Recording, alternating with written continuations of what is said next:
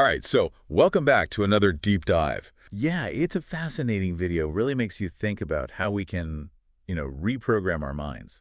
Definitely. And they use some pretty powerful metaphors to get that point across. Oh, yeah, like that whole thing about our minds being like old cassette tapes stuck on repeat. Oh, totally. Just replaying all those past problems and negative experiences. Yeah, and it gets kind of heavy when they start talking about how, like, by age 35, 95% of us are basically just running on autopilot. Right. Like only 5% is actually conscious, which is kind of a scary thought.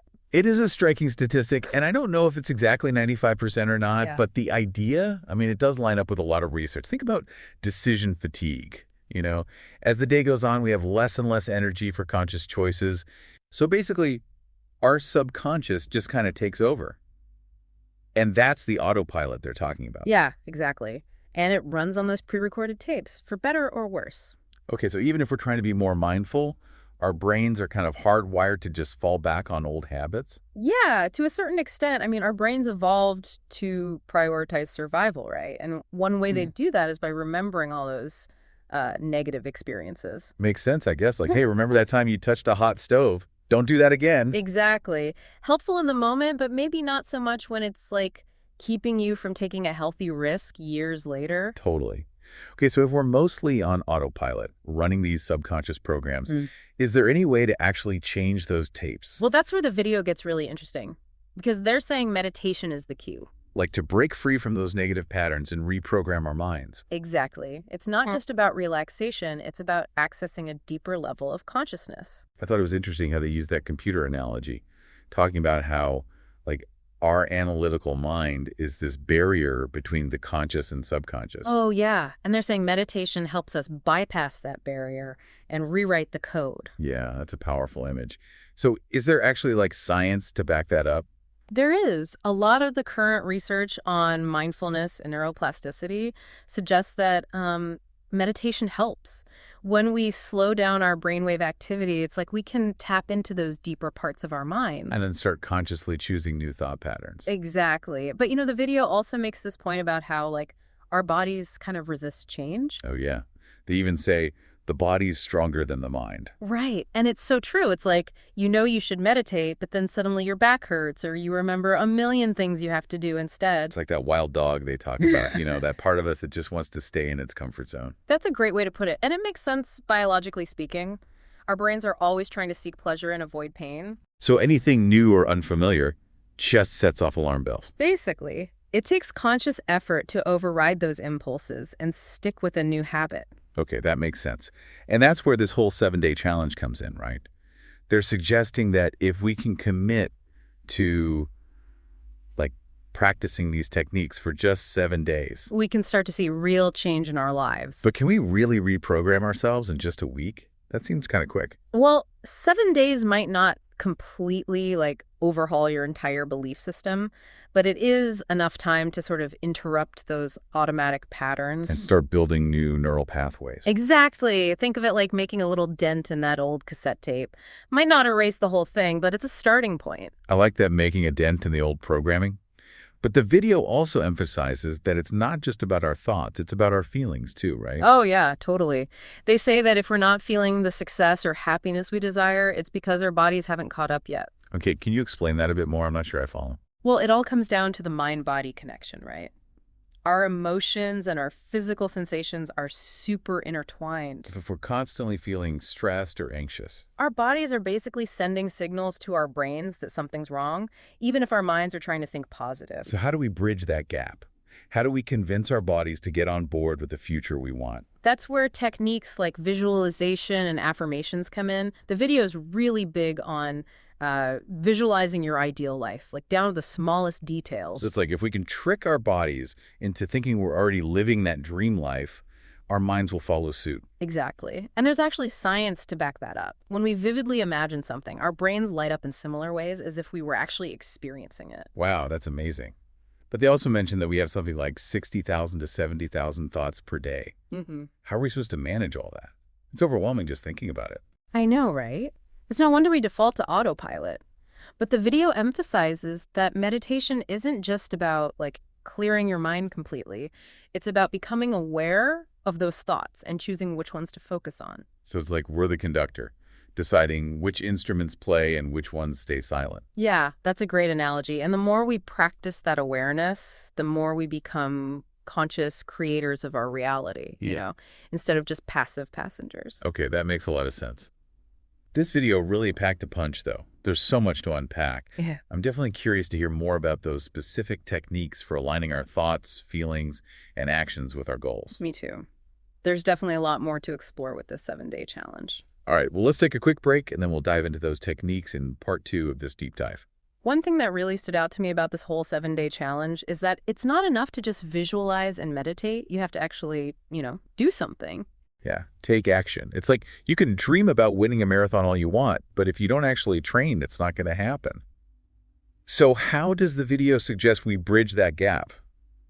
Between thought and action, I mean. Well, they bring back that wild dog analogy, that untamed part of ourselves that just resists change. And pulls us back into those familiar patterns. Right. And the video suggests that this wild dog is actually our body. Like, our bodies crave that comfort and predictability. Even when it's not really good for us in the long run. Exactly. And they're saying that resistance isn't something to be, ashamed of. It's just part of the process. But we can learn to work with it. Exactly. It's like training an actual dog. You wouldn't expect it to learn a new trick overnight, right? It takes time, patience, positive reinforcement. All of that. So instead of trying to force ourselves to change, it's more about gently guiding ourselves in the right direction. Oh, I like that. So every time we notice that wild dog trying to pull us back, we just kind of redirect our attention. Yeah, exactly. We remind ourselves of our goals and why we're doing this in the first place. And eventually, those new pathways become stronger, and the resistance weakens. Exactly. But how does this all tie back to the 7-day challenge? Yeah, what's so special about that time frame? Well, the video suggests that 7 days is enough time to, interrupt those automatic patterns and start creating a sense of momentum. Like prove to ourselves that we can change. Yeah. And once we have that initial success, it becomes easier to keep going. Okay, I'm with you so far. Okay. But let's talk about the future we desire. The video really emphasizes visualization, right? Yeah, totally. But it's not just about, daydreaming. It's about consciously creating a blueprint for our future selves. They even compare it to, installing software. Oh, right. Like we're installing the software for the life we want to create. Exactly.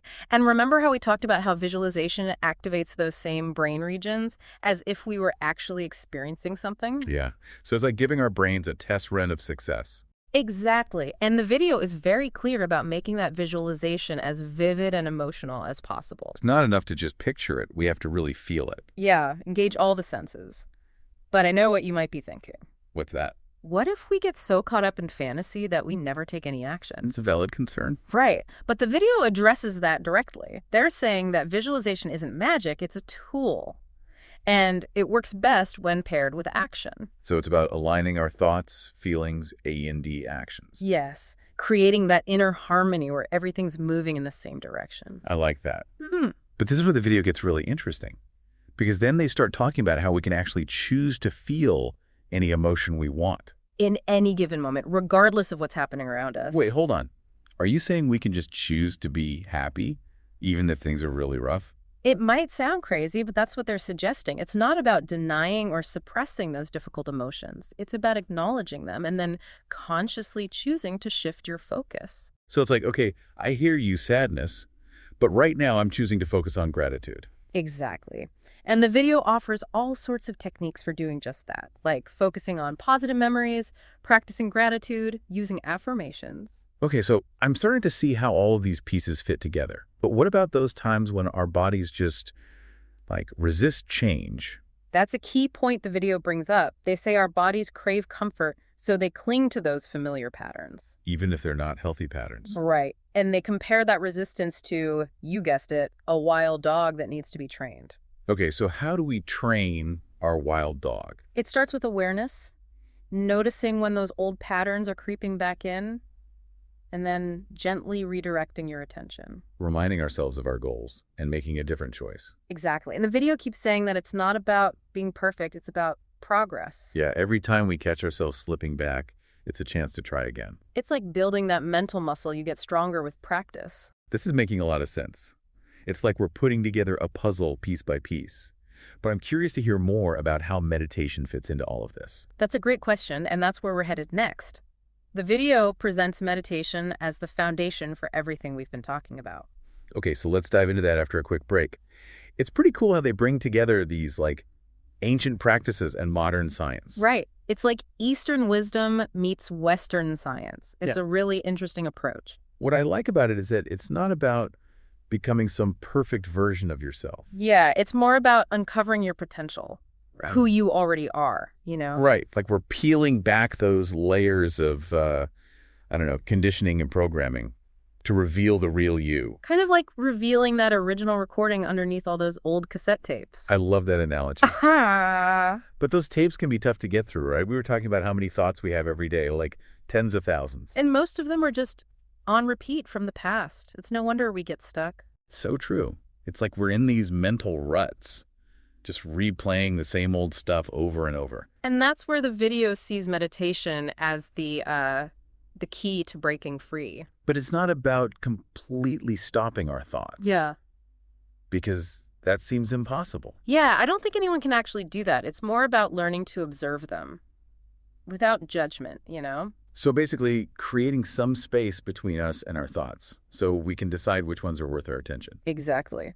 And that awareness also applies to our emotions. Remember how the video talks about feelings being the language of the body? Right, if we're always feeling stressed or anxious, it's a sign that our bodies aren't aligned with the future we want. Exactly. It's not enough to just think positive thoughts. We have to actually feel the emotions. The emotions we want to experience in our lives. Exactly. And that's where visualization and affirmations can really help. They create that feeling in our minds and bodies. So it's like we're retraining our brains and bodies to feel those positive emotions. Yeah, to make them more natural, more automatic. But the video also warns that our bodies might resist, you know? Oh yeah, the wild dog again. That part of us that just wants to stay comfortable. Right. They're saying that resistance is totally normal. It's not a sign of failure. It's just our bodies trying to protect us. But we can learn to work with it, right? Yeah. Like gently guide ourselves in a new direction. Yeah. And that's where that 7-day challenge comes in. It's about committing to those practices, even when it feels hard. Like proving to ourselves that we can change, that we're not stuck. And they promise that if you stick with it for 7 days, you'll see a real shift. More peace, more joy, more alignment. Exactly. It's a pretty inspiring message, to be honest. It really is. It makes me want to try this whole 7-day challenge myself. So as we wrap up this deep dive, I want to leave you, our listener, with one question. If you could take one small action today to move towards that future you want, what would it be? What can you do right now to start creating the life you deserve? Thanks for joining us on the Deep Dives. Until next time, keep exploring, keep learning, and keep diving deep